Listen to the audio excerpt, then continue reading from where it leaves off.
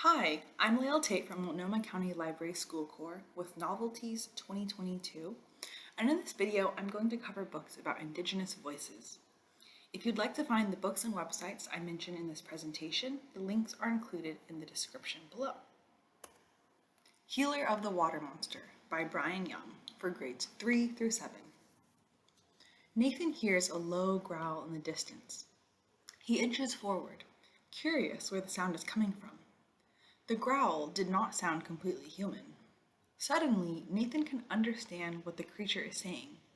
The growl isn't a growl anymore. It becomes words that make sense to him. The creature moves forward out of the darkness, and Nathan sees that it is the size of a full-grown sheep with the body of a Komodo dragon and shiny scales all over.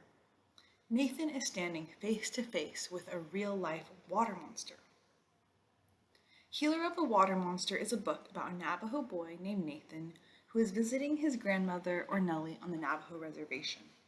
The Navajo Nation is an indigenous nation located in the southwest United States. Nathan is from Phoenix, off the res, but he decides to spend the summer at his Nellie's house to get some space from his parents and work on his science fair project for the next school year. But things don't go as Nathan planned. When he meets the water monster in the desert, he learns that the water monster is sick, which also affects the weather and environment on the reservation. There is a drought, and his Nellie's crops have been struggling for years.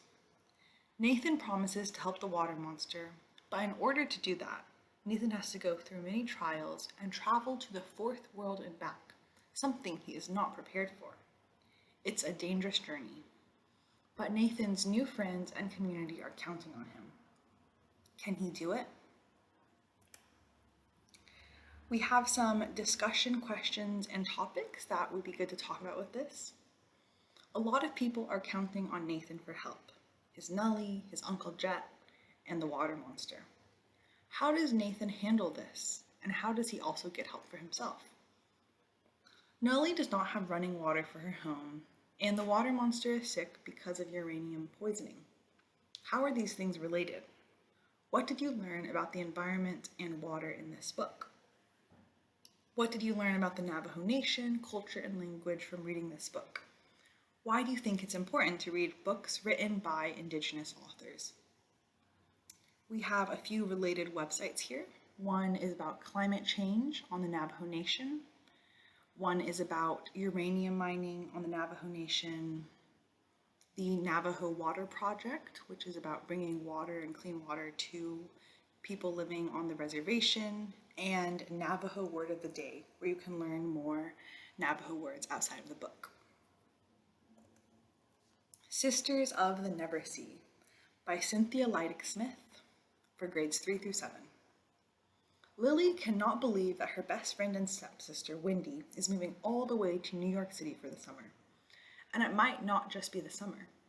Lily and Wendy's parents have been growing more distant, and what if Wendy and their dad never come back to Tulsa, Oklahoma? If only Wendy had agreed to be adopted by Lily's mom, the family wouldn't need to be separated. Lily's thoughts are suddenly interrupted when a strange boy in a small ferry burst into the house and convinced Lily's siblings to follow them to a place called Neverland. It's up to Lily to find out where they went. Sisters of the Never Sea is a retelling of Peter Pan, except in this version of the story, the main characters are Native American and they have to outsmart Peter Pan in order to get back home. Lily and Wendy are stepsisters. Lily is Native, Muskogee Creek to be specific, and Wendy is white. Wendy, along with their little brother Mikey, was tricked into coming to Neverland by Peter Pan and Tinkerbell and is kept there against her will. Lily is on a mission to bring her sister and brother home, and she will need the help of new friends and allies along the way. The sisters hear from the Lost Boys and kidnapped Native kids on the island about Peter Pan's evil reign of terror in Neverland, where he has killed all the animals, oppressed the mermaids, pirates, and fairies, and kidnapped children. They start to find out that Peter Pan lost his shadow, or his conscience, and the part of him that makes him kind and caring, somewhere along the way. Will the sisters be able to escape Peter Pan and help their new friends get free from his evil control? Will Neverland ever be safe from Peter Pan? And will Lily and Wendy be able to mend their distant relationship? Read Sisters of the Neversea to find out. Res Dogs, written by Joseph Bruchac for grades 4 through 8. Molly is visiting her grandparents on the Wabanaki Reservation when suddenly news stories start coming in and say that travel is shut down. She and her grandparents start hearing about a new virus called the coronavirus every day on the news. It's confusing, but she changes her travel plans and stays with her grandparents on the res instead of going back home to Boston with her parents. She's nervous about the virus, but she stays inside, away from her other friends, and she knows that she is doing it to keep her grandparents safe. Her grandparents are getting older, and they are the most vulnerable to the virus.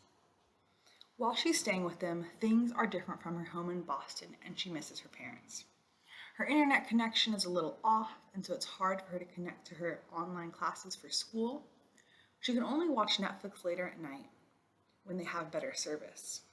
But she also learns to enjoy other parts of her time there, like listening to the stories her grandparents tell her about growing up and making a new friend, a res dog named Malsum.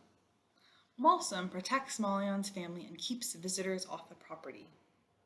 During the time Mollion spends on the res, she learns more about her family history, how her family was mistreated by the US government, and also about how they are still here practicing their culture and surviving through a pandemic. Borders, written by Thomas King, illustrated by Natasha Donovan, grade 6 and up. Another postcard arrived in the mail from Letitia. Bright bold letters say Salt Lake City with pictures of ski resorts and mountains. Come visit soon, Letitia signs. Letitia moved away from their reserve in Canada a while back, against her mother's better wishes.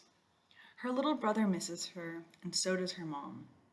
One day, the mom and son set out to visit Letitia. They pack up the car, a cooler with ham sandwiches, chips, and fruit, lots of blankets, and clothes for their journey. When they approach the US border, the border agent asks what their citizenship is. The mother responds proudly, Blackfoot, the name of their indigenous nation. The border agent says Blackfoot doesn't count. She has to choose either American or Canadian. The agent refuses to let her cross and sends her back to the Canadian border.